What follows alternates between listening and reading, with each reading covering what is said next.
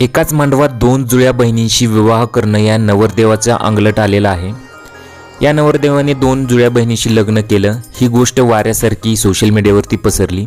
आता यांच्यावर तक्रार कोणी केलेली आहे आणि कायद्यानुसार यांच्यावर गुन्हा दाखल काय झालेला आहे ते व्हिडिओमध्ये तुम्हाला कळेल। आणि त्याआधी तुम्ही चॅनलवरती नवीन असाल तर जरूर सबस्क्राईब करा अशाच अपडेटसाठी। माळुंगमध्ये राहणाऱ्या अतुलने पाडगावकर कुटुंबाची आजारपणात चांगली काळजी घेतली आणि त्यानंतर या दोन बहिणी त्याच्या प्रेमात पडल्या।